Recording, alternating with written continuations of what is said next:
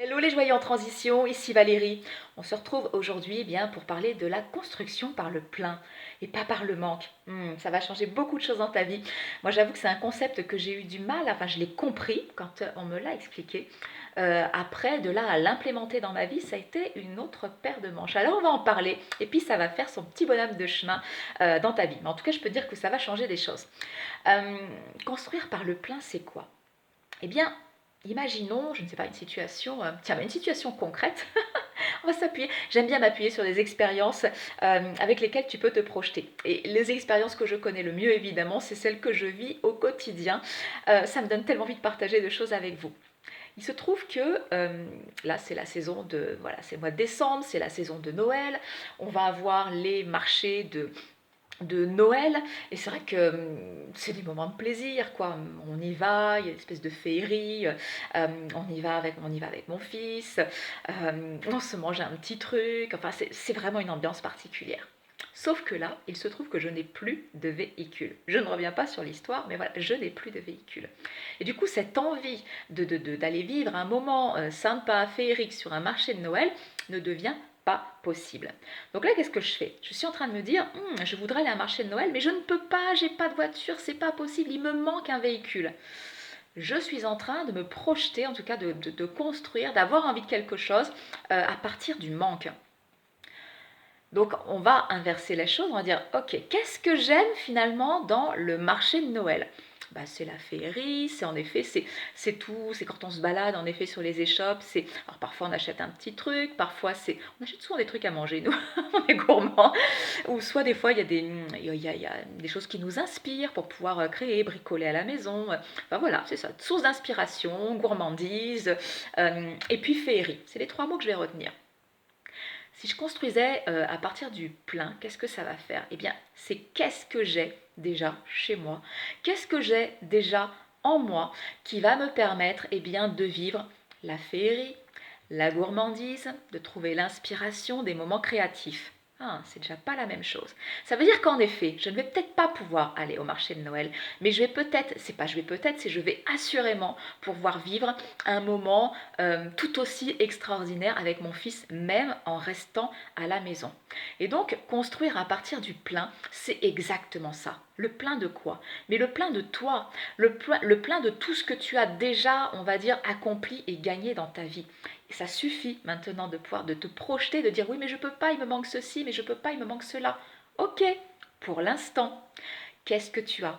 Sur quoi tu peux t'appuyer? À partir de quoi tu peux avancer? Alors, tu as peut-être déjà un certain nombre de compétences, tu as des talents, assurément. Tu es peut-être créatif, créative.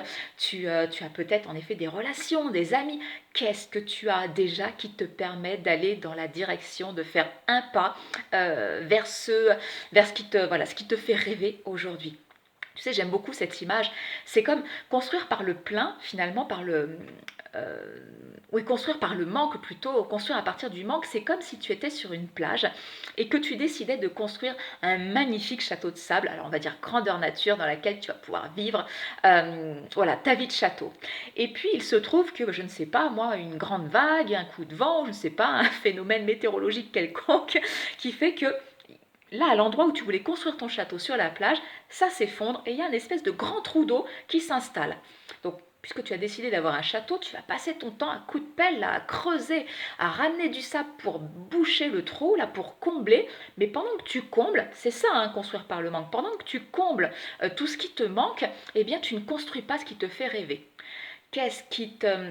Qu'est-ce qui t'empêche quelque part de dire ok, il s'est passé ça, là, ici, il manque du sable, manifestement il manque les fondations. Eh bien, ça va se gérer, mais je vais aller à côté, je vais construire mon château. Et en effet, je peux boucher le trou si c'est nécessaire, mais surtout ce qui est important pour moi, c'est de construire mon château et je vais le faire à côté. Je peux te donner un autre exemple, hein, tu sais, c'est...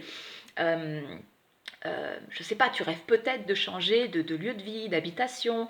Et moi, je sais, je me suis retrouvée souvent dans ce cas de figure. Et justement, on me disait, mais arrête de construire par le vide, construis par le plein. J'ai dit, mais comment veux-tu que je construise par le plein? Je déteste l'endroit où j'habite. Et ça m'a tenue pendant très très longtemps.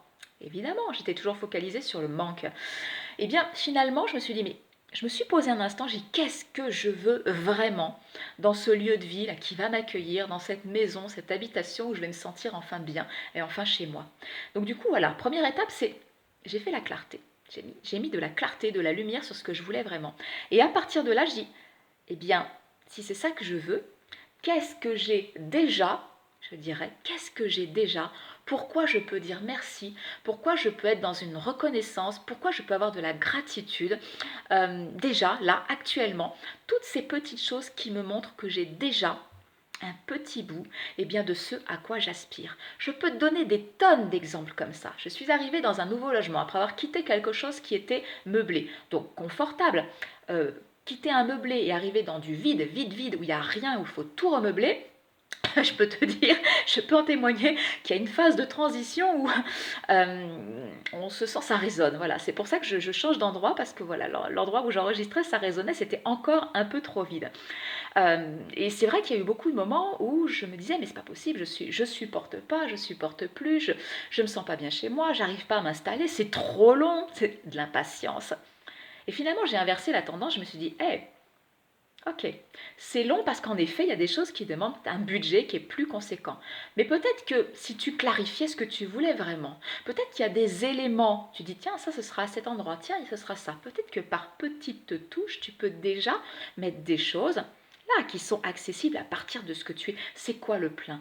Je suis créative, c'est ah, j'ai déjà ces choses-là, ah, je peux les transformer, ah, je sais que ça ira là.